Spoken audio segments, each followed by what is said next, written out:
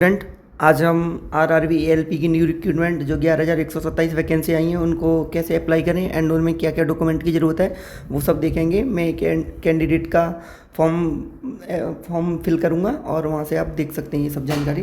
तो यहाँ पे हम आरआरबी की ऑफिशियल वेबसाइट पे आ गए हैं। तो यहाँ पे अप्लाई का एक ऑप्शन है, तो उस पर टिक करेंगे एंड उसमें हमें 3 ऑप्शन मिल रहे हैं। तो सेकंड एंड थर्ड की बात करेंगे हम, create an account, and third है ऑलरेडी हैव एन अकाउंट। तो क्रिएट एन अकाउंट में जब करेंगे, जब हमने 25 या 26 में कभी भी क्रिएट अकाउंट कर रखा है, तो अगर ऑलरेडी हैव एन अकाउंट बोलेंगे उसके, अगर न्यू करना है तो क्रिएट एन अकाउंट बोलेंगे। तो क्रिएट एन अकाउंट बोला मैंने यहाँ पे, एंड यहाँ पे इंस्ट्रक्शन आ रहा है, please note candidate who have already created an account for any CEN issued by RRB in 2024 और 2025 are not required to register again. कह रहा है 2024 एंड 2025 में अगर आपने रजिस्टर कर रखा है तो आपको दोबारा से करने की ऐसी कोई ज़रूरत नहीं है। They should log in using the same user name and password. आप same user name and password से लॉग इन कर सकते हैं। तो मैंने इसको ओके बोल दिया एंड यहाँ पे जस्ट मेरे को फिल करने के लिए आया है। जैसे यहाँ पे कंट्री ऑफ नेशनलिटी है, तो आपकी क्या नेशनलिटी है वो आप यहाँ पे टिक कर सकते हैं। तो यहाँ पे जैसे जो मैं जिस कैंडिडेट का फॉर्म भर रहा हूँ उसका इंडिया है, तो इंडिया टिक कर दिया यहाँ पे। नेक्स्ट यहाँ पे फुल नेम है, तो फुल नेम में मैं उसका नाम डाल देता हूँ, आप अपना नाम डाल देंगे। And retype full name, retype में दोबारा से उसका नाम डाल दिया मैंने यहाँ पे। कह रहा है have you changed your name, मतलब नेम चेंज के रिगार्डिंग है, कभी नाम चेंज हुआ है क्या, तो यहाँ पे नो बोल देंगे। एंड डेट ऑफ बर्थ, मैं उस कैंडिडेट की यहाँ पे डेट ऑफ बर्थ फिल कर देता हूँ। आप अपने अकॉर्डिंग अपनी डेट ऑफ बर्थ फिल कर देंगे।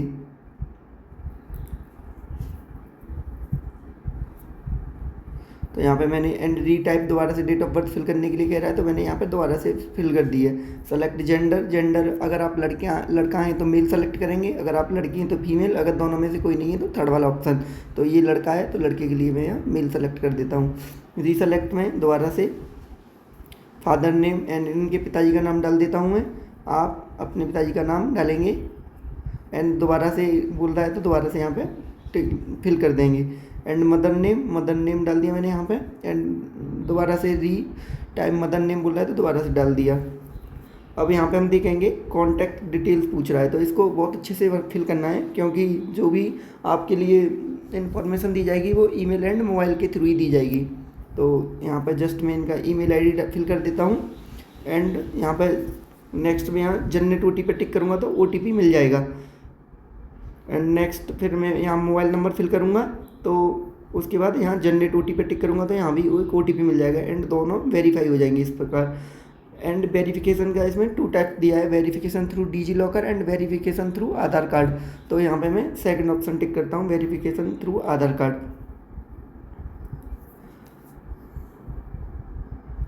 तो जस्ट यहाँ पे प्लीज इंटर और आधार कार्ड, यहाँ पे आप अपना आधार कार्ड का नंबर डालेंगे एंड जनरेट OTP करेंगे। जनरेट OTP करेंगे तो OTP आएगा, OTP को यहाँ फिल करेंगे एंड वेरीफाई करेंगे। वेरीफाई करने के बाद इस चेक बॉक्स को राइट क्लिक करेंगे। राइट क्लिक करने के बाद आप यहाँ पे अपना पासवर्ड बना लेंगे, स्ट्रॉन्ग सा पासवर्ड, एंड कन्फर्म पासवर्ड करेंगे एंड इस बॉक्स को चेकआउट करेंगे and preview and create an account पर टिक करेंगे। तो यहाँ से आपका अकाउंट क्रिएट हो जाएगा। तो हमारा अकाउंट क्रिएट हो गया है। आप लॉगिन विद आधार बोलेंगे, इस पर टिक करेंगे। एंड यहाँ पे फ़ोन नंबर मांग रहा है, तो यहाँ पे मैं अपना फ़ोन नंबर लिख देता हूँ। एंड जनरेट आधार OTP पे टिक करेंगे तो एक OTP आएगा, इस चेक बॉक्स को टिक कर देते हैं। आई एम नॉट रोबोट को टिक कर देते हैं एंड जनरेट OTP पे टिक कर देते हैं। तो जस्ट यहाँ मेरे पास एक OTP आया है, तो मैंने यहाँ पे अपने OTP को फिल कर दिया है एंड लॉगिन पे क्लिक करेंगे। लॉगिन पे क्लिक करने के बाद ये हमारे पास इंटरफेस आ गया। ऑनलाइन एप्लीकेशन, इस वाले पर टिक करेंगे। एंड जो ALP ये कह रहा है centralised employment notice EN 1/2026 recruitment of assistant loco pilot ALP। यहाँ पे इन्होंने ओपनिंग डेट दे रखा है, ओपनिंग डेट 15/5/2026 है एंड क्लोजिंग डेट 14/6/2026 है, ऑलमोस्ट 1 महीना है। एंड नेक्स्ट में कह रहा है select the RRB for which you wish to apply. आप किस मतलब आरआरबी से अप्लाई करना चाहते हैं वो यहाँ पे सेलेक्ट करना है। तो मैं यहाँ एग्जांपल के लिए प्रयागराज सेलेक्ट कर देता हूँ। प्रयागराज सेलेक्ट कर दिया। I am not currently divide, मतलब मेरे को कभी से भी बाहर नहीं किया गया है, तो इसको भी चेक बॉक्स राइट कर देंगे। I hear by they confirm that I have carefully read and understood the CN, मतलब मैंने सब कुछ अच्छे से पढ़ लिया, इसको भी टिक कर देंगे एंड नेक्स्ट बोलेंगे। तो यहाँ पे अब आगे आपको डिटेल्स दिखा रहा है, आपने जो कंट्री सेलेक्ट की है वो आ गई यहाँ पर, एंड आपकी डेट ऑफ बर्थ आ गई यहाँ पर, एंड कितना समय के मतलब कितना ईयर्स के हो चुके वो दिखा रहा है, एंड यहाँ पे ये आपका नाम दिखा रहा है। फिर उसके बाद ये पिताजी का नाम दिखा रहा है, यहाँ पे माता जी का नाम दिखा रहा है, एंड यहाँ जेंडर जो हमने फिल किए हैं वही डाटा दिखा रहा है, एंड ये ईमेल आईडी हो गया, एंड ये मोबाइल नंबर हो गया। तो जस्ट यहाँ पे मैरिटल स्टेटस दिखा रहा है, अनमेरिड तो अनमेरिड, एंड यहाँ पे रिलीजन आप किस रिलीजन से आ रहे हैं, ये हिंदू से आते हैं कैंडिडेट, तो यहाँ पे हिंदू, एंड मदर टंग क्या है आपकी वो सेलेक्ट कर देना है, तो यहाँ पे हिंदी सेलेक्ट कर दी है। Choice of language for examination, मतलब एग्जामिनेशन के लिए आप कौन सा लैंग्वेज चॉइस करना चाहते हैं, वहाँ हिंदी सेलेक्ट कर दिया है। यहाँ पे एक मतलब वो रहता है, अगर आप हिंदी टिक करेंगे तो आपको बाय डिफ़ॉल्ट इंग्लिश मिल जाएगा, अगर ओनली इंग्लिश मिलती है तो बाय डिफ़ॉल्ट आपको कोई भी एक्स्ट्रा लैंग्वेज नहीं मिलेगी। अगर इंग्लिश के सिवाय आप कोई भी एक लैंग्वेज सेलेक्ट करेंगे तो इंग्लिश आपको एक एक्स्ट्रा लैंग्वेज देखने को मिल जाएगी। And permanent visible mark of identification, आपका जो भी कट का निशान है या जले हुए हो वो लिख सकते हैं, तो मैंने यहाँ पे ये कैंडिडेट का लिख दिया है 2 मोल on right arm, and permanent visible mark identification number 2 में ऐसे ही लिख दिया 5 मोल ऑन राइट आर्म। आप अपने अकॉर्डिंग ये सब लिख सकते हो। एंड नेक्स्ट पूछ रहा है कम्युनिटी, तो कम्युनिटी में आप मतलब आपका कौन सा कैटेगरी है वो लिख सकते हैं, ओबीसी, अदर बैकवर्ड क्लास। इसमें भी 2 टाइप्स रहते हैं, creamy layer and non creamy layer. तो क्रीमी लेयर वो होते हैं जिनकी सालाना आय फैमिली की जो सालाना आय वो 8 लाख से ज़्यादा है, तो वो क्रीमी लेयर में आएंगे। इनकी कम है 8 लाख से पर सालाना ईयर, तो ये नॉन क्रीमी लेयर में आएंगे। क्रीमी लेयर एज अकाउंट होता है जनरल की तरह, आपको वहाँ पर फिर कोई रिलैक्सेशन नहीं मिलता। तो यहाँ पे नॉन क्रीमी लेयर लिख दिया, and name of the caste, caste का नाम क्या है, इनकी लोधी है तो लोधी लिख दिया, एंड कम्युनिटी सर्टिफिकेट नंबर जो आपका कास्ट सर्टिफिकेट नंबर है वो यहाँ पे लिख दिया। And community certificate issuing authority, मतलब किसने इश्यू किया है, तो तहसीलदार ने, आप अपने अकॉर्डिंग देख के फिल कर सकते हैं। इश्यूइंग स्टेट कौन सा है, उत्तर प्रदेश है। And community certificate date of issued, मतलब कब इश्यू किया गया है, 15/4/2025 को किया गया है। तो यहाँ पे भी एक इम्पोर्टेंट है कि आपका जो ओबीसी सर्टिफिकेट है वो 2025 और 2026 के बीच का होना चाहिए, अगर उससे पुराना है तो आपको दोबारा से बनवाना पड़ेगा, यहाँ पे एक्सेप्टेबल नहीं होगा पुराना। और ये पोस्टल एड्रेस है, पोस्टल एड्रेस में क्या है कि प्रेजेंट एड्रेस, जैसे अभी आप कहाँ रह रहे हैं तो वो एड्रेस भरना है। यहाँ पे स्टेट एंड यूटी पूछा है तो ये कैंडिडेट जो है वो उत्तर प्रदेश के हैं, एंड डिस्ट्रिक्ट पूछा है तो ये कैंडिडेट जो है इनका डिस्ट्रिक्ट हाथरस है, एंड ये यहाँ पे एड्रेस लिख दिया है proper. And present nearest city major town कौन सा है, मतलब पास में आपके नियरेस्ट सिटी या बड़ा सा कोई कस्बा है तो उसका नाम लिख देना है, एंड उसका पिन कोड लिख देना है। अगर आपका present address and permanent address same है तो फिर आपको नीचे वाला फिल करने की ज़रूरत नहीं है, अगर डिफरेंट है तो फिल करना पड़ेगा ये वाला भी। तो ये कैंडिडेट का जो है वो सेम है दोनों चीज़, तो यहाँ पे चेक बॉक्स को टिक करेंगे तो ये परमानेंट एड्रेस अपने से ही फिल हो जाएगा। अगर डिफरेंट है तो चेक बॉक्स को टिक नहीं करेंगे, एंड अगर डिफरेंट है तो यहाँ पे अपना जो भी मतलब परमानेंट एड्रेस है वो में स्टेट या यूटी फिल करेंगे, एंड डिस्ट्रिक्ट फिल करेंगे उसका, एंड एड्रेस फिल करेंगे, and permanent city and major town उसका भी जो भी पास में बड़ा सिटी या कस्बा है वो, एंड पिन कोड। एंड उसके बाद यहाँ पे सेव और नेक्स्ट, इसके बाद सेव एंड नेक्स्ट पे क्लिक करें। नेक्स्ट टिक करने पे हमारे पास ये डिक्लेरेशन आ रहा है, I hereby consent that my refund may be credit to the bank account linked with my mentioned Aadhaar number. यहाँ पे आप जो अपना आधार नंबर देंगे और उससे जो भी आपका बैंक अकाउंट लिंक होगा और जो रिफंड का पैसा होगा वो उसमें भेज दिया जाएगा। उसके बाद यहाँ पे आई अंडरस्टैंड एंड एग्री पे टिक करना। फिर उसके बाद इसको नीचे स्क्रॉल डाउन करेंगे तो और इन्फॉर्मेशन पूछी जाएंगी। यहाँ कैटेगरी डिटेल्स में पूछा गया है, तो एक्स सर्विसमैन डिटेल्स, अगर आप एक्स सर्विसमैन डिटेल हैं तो यहाँ पे एक्स सर्विसमैन का डिटेल देंगे। ये कैंडिडेट नहीं है तो यहाँ पे नो टिक कर दिया है। उसके बाद are you eligible avail fee concession under EBC in terms of para 7.0 for the CN number 01/2026। तो ईबीसी का मतलब है इकोनॉमिकली बैकवर्ड क्लास, मतलब इसमें कह रहा है कि आपको यहाँ पर जॉब में कोई भी छूट नहीं मिलेगी, आपको जो भी छूट मिलेगी वो फीस में छूट मिलेगी। अगर आप डॉक्यूमेंट वेरिफिकेशन के समय ईवीसी सर्टिफिकेट को जमा नहीं कर पाते, सबमिट नहीं कर पाते, तो आपका कैंडिडेचर रिजेक्ट कर दिया जाएगा। तो आप इसको अपने अकॉर्डिंग फिल कर सकते हैं। इसमें क्या एक कंडीशन रहती है, अगर सरकार के द्वारा अगर आपकी सालाना आय 50,000 से कम है तो आपका ईवीसी सर्टिफिकेट बन जाता है। तो इन कैंडिडेट का नहीं है तो मैंने यहाँ पर नो टिक कर दिया है। एंड नेक्स्ट है detail of serving railway applicant, are you an employ of Indian railway. अगर आप इंडियन रेलवे के एम्प्लॉय हो तो यस कर सकते हो, ये कैंडिडेट नहीं है तो मैंने इनके लिए नो कर दिया है। Current employment details other than employ railway, मतलब आज अगर आप रेलवे के सिवा कहीं भी एम्प्लॉय हैं तो वो भी आप अपना दे सकते हैं इन्फॉर्मेशन। अगर ये कैंडिडेट नहीं है तो मैंने इनके लिए भी नो कर दिया है, not applicable. Detail of course completed act apprenticeship, अगर आपने एक्ट अप्रेंटिसशिप किया हुआ है तो उसके लिए भी आप यस कर सकते हैं, बट इन्होंने नहीं किया है तो मैंने इनके लिए नो कर दिया है यहाँ पर। फिर उसके बाद यहाँ पे बैंक डिटेल फॉर रिफंड फी, मतलब बैंक का डिटेल देना है जिसमें आपको रिफंड फीस की जाए, तो उसके लिए आपको बस आधार कार्ड नंबर देना है। यहाँ पे 12 डिजिट का आधार कार्ड नंबर लिखेंगे।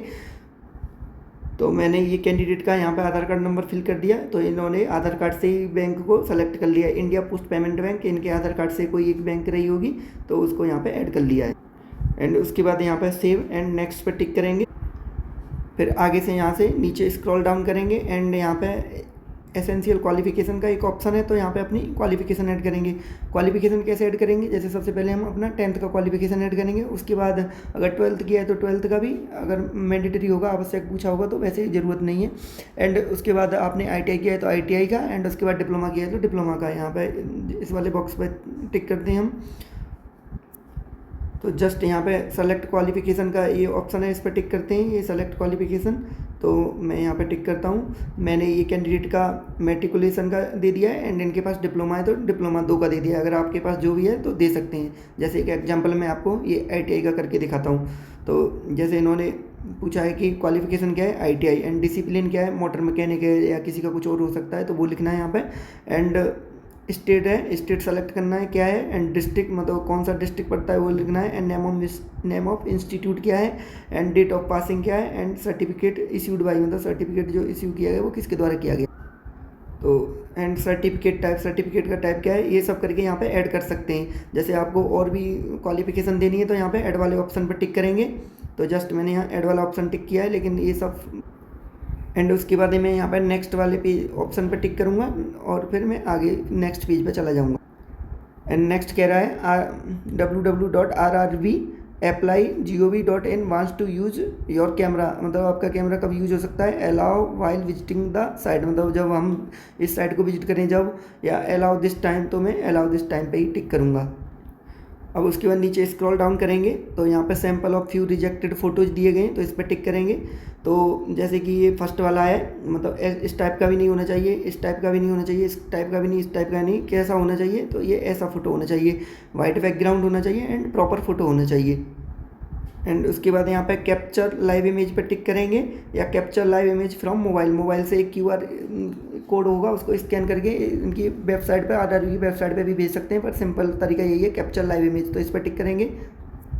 तो यहाँ पर बोला गया है क्या कर सकते हैं क्या ना करें। डूज मतलब क्या कर सकते हैं, एंड डोंट्स मतलब क्या नहीं करें। तो क्या सकते हैं, 3 टाइम्स विद इन 5 मिनट, मतलब 5 मिनट में ऐसा 3 बार कर सकते हैं मैक्सिमम ये। तो जस्ट मैं इसको स्क्रॉल डाउन करता हूँ ऊपर को। तो मैंने कैप्चर लाइव इमेज वाले ऑप्शन पर टिक किया, एंड मैं यहाँ पे सेकंड इस पर टिक करूँगा तो यहाँ से मैं अपना इमेज दे पाऊँगा। नेक्स्ट बोल रहा है कि आर यू ट्विन, अगर आप जुड़वा हैं तो यस बोलेंगे, अगर नहीं है तो नो बोलेंगे। कभी कभी क्या होता है कि 2 जुड़वा बच्चे होते हैं तो उनका फेस सिमिलर मैच कर जाता है, तो उसके लिए ये वाला ऑप्शन ऐड किया है। एंड उसके बाद मैं यहाँ पे कैप्चर लाइव इमेज बोलूँगा। तो ये मैंने यहाँ पे अपना फ़ोटो अपलोड कर दिया है, एंड इसके बाद मैं सिग्नेचर अपलोड करूँगा। ये यहाँ पे सिग्नेचर वाला ऑप्शन है, तो यहाँ पे इसका साइज दे रखा है कि आपकी जो लेंथ है वो 140 px होनी चाहिए, एंड जो विड्थ है वो 60 px होनी चाहिए, एंड जो साइज़ है वो 30 KB से 49 KB के बीच में होना चाहिए। तो आप इस साइज़ को बना सकते हैं गूगल पे जाके रीसाइजर से। तो मेरे पास मैंने पहले से ही बना रखा है, तो मैं यहाँ पे बस ब्राउज करके अपलोड करने वाला हूँ। तो इसके बाद मैं यहाँ पे ब्राउज ऑप्शन पर टिक करूँगा, और ये मेरे, एंड उसके बाद मैं यहाँ पे सेव एंड नेक्स्ट बोलूँगा। मैंने अपना फ़ोटो भी अपलोड कर दिया लाइव इमेज लेके, एंड अपना सिग्नेचर भी अपलोड कर दिया। इसके बाद गजेटेड ऑफिसर सर्टिफिकेट रिक्वायर्ड है। मैंने यहाँ पे अपना फ़ोटो एंड सिग्नेचर अपलोड कर दिया है, जैसे कि ये वाला है। तो यहाँ क्लिक हियर पर टिक करेंगे और यहाँ से एक सर्टिफिकेट मिलेगा जिसको हमें गजेटेड ऑफिसर से इश्यू करा के अपलोड करना है। तो उसका जो सर्टिफिकेट है उसका फॉर्मेट ये है। एंड यहाँ पे कुछ इम्पोर्टेंट जो हैं वो बातें हैं वो अच्छे से पढ़ना है आपको। तो यहाँ पे बोला गया है कि जो नेम ऑफ द कैंडिडेट है वो नाम आ गया इन कैंडिडेट का एंड रजिस्ट्रेशन नंबर आ गया। It is certified that mister Mahipal Singh and लड़का है तो सन ऑफ एंड लड़की हैं तो डॉटर श्री। एंड यहाँ पे पिताजी का नाम लिख देना है। और यहाँ पे मतलब अप्लाई फॉर द CEN इतने के लिए एंड रजिस्ट्रेशन नंबर इतना इतना and name of attesting authority जो इससे अटेस्ट कराएंगे वो वाला एंड डेजिग्नेशन उनका क्या है। एंड यहाँ पे सिग्नेचर स्टम्प सील और क्लास गजेटेड ऑफिसर यहाँ पे उनका सील रहेगा एंड यहाँ डेट रहेगा एंड यहाँ पे प्लेस रहेगा। तो ये सारी चीज़ें कर लेनी है आपको। फिर अगेन से दोबारा से एक बार हमने जो सर्टिफिकेट डाउनलोड कर लिया एंड उसका प्रिंट निकालने के बाद वो सारा भर के एंड साइन करा के एक कहीं मतलब माई फाइल्स में जाके सेव कर लेंगे। एंड दोबारा से यहाँ पे क्लिक हियर पर टिक करेंगे। तो अब कह रहा है कि जैसे एक बार तो डाउनलोड फॉर्मेट, अब कह रहा है अपलोड सर्टिफिकेट। तो अपलोड सर्टिफिकेट वाले ऑप्शन पर टिक करेंगे और जस्ट मैंने यहाँ पे अपना जो है सिग्नेचर साइन वाइन करा के सब अपलोड कर दिया है। एंड इसका जो साइज़ है वो 2 MB होनी चाहिए एंड फॉर्मेट जो है वो PDF होना चाहिए। एंड इसके बाद यहाँ पे हम सेव पे टिक एंड उसके बाद फिर हम दोबारा से अपने मेन पेज पे आ जाएंगे। मेन पेज में तो जहाँ पे हम अपलोड कर रहे थे ये हमारा फ़ोटो अपलोड हो गया, जो अच्छे से अपलोड हो गया है। एंड ये यहाँ पे हमारा सिग्नेचर भी अपलोड हो गया नीचे। एंड इसको और स्क्रॉल डाउन करेंगे तो यहाँ पे साइज मतलब प्रॉपर दिखा रहा है, ये हमारा सिग्नेचर आ गया यहाँ। एंड इसके बाद ये चेक बॉक्स को टिक करेंगे और आगे बढ़ेंगे। ये चेक बॉक्स को टिक करेंगे और नीचे स्क्रॉल डाउन करते हुए सबसे डाउन जाएंगे एंड यहाँ पे सेव करेंगे एंड यहाँ नेक्स्ट बोलेंगे। तो अब हमारा ये ऊपर में फ़ोटो भी आ गया। एंड देखो इसमें कितने स्टेप हैं। एक तो पर्सनल डिटेल था जिसमें हमने अपना नाम बताया, पिताजी का नाम बताया, माताजी का नाम बताया, आधार कार्ड बताया, मोबाइल नंबर बताया एंड ईमेल बताया एंड अदर डिटेल्स में भी बताया। एंड क्वालिफिकेशन मतलब एजुकेशन क्वालिफिकेशन है वो भी हमने दे दिया इनको। हमने हमारे पास 10th था एंड डिप्लोमा है मैकेनिकल इंजीनियरिंग में। एंड अपलोड प्रोफाइल डॉक्यूमेंट भी अपलोड कर दिए, जैसे कि हमने अपना फ़ोटो अपलोड कर दिया एंड सिग्नेचर अपलोड कर दिए। एंड थर्ड पे जो है एक जो मतलब एक जो PDF फाइल थी जिसमें हमें गजेटेड ऑफिसर के साइन लेने थे एंड अपना नाम लिखना था वो सब एंड पिताजी का नाम वो भी हो गया। एंड अब हमारा लास्ट स्टेप जो बचा है वो है प्रीफरेंस एंड प्रीव्यू सबमिट। तो इसको भी अच्छे से करेंगे। तो इसके बाद हमें यहाँ पे ये हमारे पास इंटरफेस आ गया है। Order of preference the post of with in the selected RRB मतलब RRB में आप अपनी पोस्ट को सेलेक्ट करेंगे। Select RRB and RRB Prayagraj. कह रहा है click plus icon to select the interested zone और पोस्ट। अगर प्लस का आइकन है तो वो सेलेक्टेड दिखाएगा कि आपने सबसे पहले किसको सेलेक्ट किया है। एंड क्रॉस का आइकन है selected post to direct the post. And cross का आइकन है तो उसको हटा सकते हैं। To rearrange the post sequence number as per your choice. And इसको रीअरेंज भी कर सकते हैं अपनी चॉइस के अकॉर्डिंग। तो एलिजिबल पोस्ट जॉन यहाँ पे दिया गया है। तो कैटेगरी फर्स्ट नंबर पे दिया गया है NCR असिस्टेंट लोको पायलट मतलब नॉर्थ सेंट्रल रेलवे। आप मतलब कहाँ पे जॉब करना पसंद करेंगे पहले प्रीफरेंस में। एंड सेकंड पे ऑप्शन पे दिया गया है northern railway assistant loco pilot. तो मैं फर्स्ट पे NCR सेलेक्ट करूँगा एंड सेकंड पे NR सेलेक्ट करूँगा। तो इसके लिए मैं यहाँ पे प्लस पे टिक करूँगा एंड दूसरे नंबर पर यहाँ प्लस पे टिक करूँगा। एंड नीचे स्क्रॉल डाउन करूँगा तो मेरे को यहाँ पर दिख गया कि मैंने फर्स्ट कैटेगरी में NR सेलेक्ट किया है एंड सेकंड में NCR सेलेक्ट किया है। एंड इसको मैं चेक बॉक्स को टिक करूँगा एंड ये डिक्लेरेशन। एंड इसके बाद ये वाला कंडीशन दिया गया है जिसमें बोला गया है कि अगर मेरे द्वारा कुछ भी इन्फॉर्मेशन गलत दी जाती है तो मेरा कैंडिडेचर ऐसे ही रद्द कर दिया जाएगा। तो मैं इस वाले चेक बॉक्स को भी टिक कर दूंगा। तो जस्ट यहाँ पे इंटर द प्लेस का ऑप्शन है। तो यहाँ पे मैं इंटर द प्लेस का मतलब ये है कि आप यहाँ मतलब कहाँ से फॉर्म भर रहे हैं, मतलब आपके जो नज़दीकी शहर है वो यहाँ इससे क्या है वर्तमान लोकेशन का पता चलता है। तो मैं यहाँ पे सिकंदरा लिख देता हूँ। एंड उस लिखने के बाद मैं यहाँ पे सेव एंड प्रीव्यू एप्लीकेशन करूँगा। तो ये मेरा प्रीव्यू पूरा एप्लीकेशन आ गया है। एंड यहाँ पे कह रहा है I have checked the above details and found correct मतलब मैंने सारी ऊपर की जो डिटेल्स हैं वो चेक कर ली हैं एंड वो करेक्ट हैं। तो उसके बाद मैं यहाँ राइट चेक बॉक्स पर टिक करूँगा एंड इसके बाद मैं यहाँ सबमिट करूँगा। सबमिट करने के फिर उसके बाद आ रहा है कि application will not be able to make any correction in the online application after the submission. अगर आप इसके बाद सबमिट कर देंगे तो आप कुछ भी करेक्शन नहीं कर पाएंगे, जो गलती हुई है वो गलती आपकी रह जाएगी। तो एक बार दोबारा से आप कैंसिल करके चेक कर सकते हैं, बट मैंने यहाँ पे पूरा चेक कर लिया, मेरा कोई भी गलती नहीं है, तो मैं यहाँ सबमिट पर टिक कर दूँ। एंड फिर उसके बाद सबमिट करने के बाद मेरे पास ये नया पेज ओपन हो गया है, payment details and refund policy. And उसके बाद मेरे को यहाँ पे न्यू पेज पे पेमेंट्स का डिटेल दिया गया है, तो यहाँ पे मेरे को 500 रुपये पेड करने हैं। एंड यहाँ पे पेमेंट डिटेल्स दी गई है, application for fee centralise employment notice 1/2026 के लिए and recruitment of assistant loco pilot. Total application fee 500 rupees है। तो अगर आप नहीं पे करना चाहते तो यहाँ पे कैंसिल पे टिक करेंगे, बट मैं पे करना चाहता हूँ तो पे विद SBI पे पे टिक करूँगा मैं। एंड उसके बाद मेरे पास ये प्लीज़ नोट वाला ऑप्शन आ गया है, तो यहाँ इस नोट को पढ़ लेते हैं क्या कह रहा है। By proceeding with the payment the applicant acknowledgement and agree with the payment made is non refundable and applicant can not raise a charge back under my circumstances. मतलब कह रहा है कि आप जो पेमेंट करेंगे वो नॉन रिफंडेबल रहेगा। आप ऐसा नहीं कि चार्ज करने के बाद बोलें यार अभी को कि मेरा पैसा वापस कर दो, तो ऐसा नहीं होनेगा। Please note that the application fee payment successful at the all applicant will not be considered successful until confirmed by RRB through email and SMS। मतलब आपका पेमेंट जब तक सक्सेसफुल नहीं माना जाएगा, जब तक RRB की तरफ से मैसेज नहीं आता है कि आपका पेमेंट जो कन्फर्म है।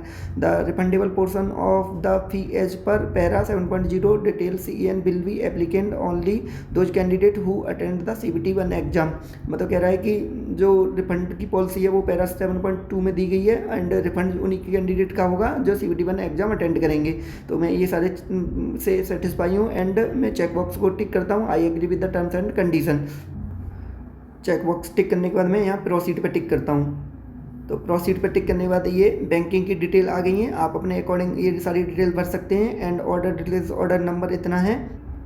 इसके बाद यहाँ पे 3 ऑप्शन दिए गए हैं, debit credit and prepaid card and banking connect and net banking and UPI। तो मैं UPI वाले 3rd ऑप्शन को टिक करता हूँ यहाँ पर। Please select UPI payment option. And कैसे सेलेक्ट मतलब देना चाहते हैं, UPI QR। चलो तो मैं UPI QR को सेलेक्ट कर देता हूँ एंड पे नाउ पे टिक कर देता हूँ यहाँ में।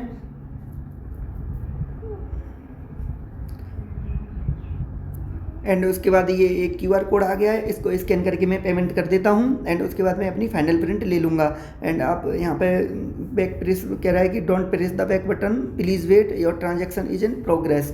तो मेरा पेमेंट यहाँ सक्सेसफुली हो गया है और मैं फाइनली प्रिंट ले लूँगा। एंड उसके बाद कन्फर्मेशन भी आ जाएगा RRB से कि your payment is successfully. Thank you guys. आप भी अपना अच्छे से ये वाला फॉर्म अप्लाई करें, थोड़ा डिफ़िकल्ट है लेकिन आप एक बार वीडियो ज़रूर देखें और अच्छे से भर पाएंगे तो आप में मतलब एरर का कोई चांस नहीं रहेगा।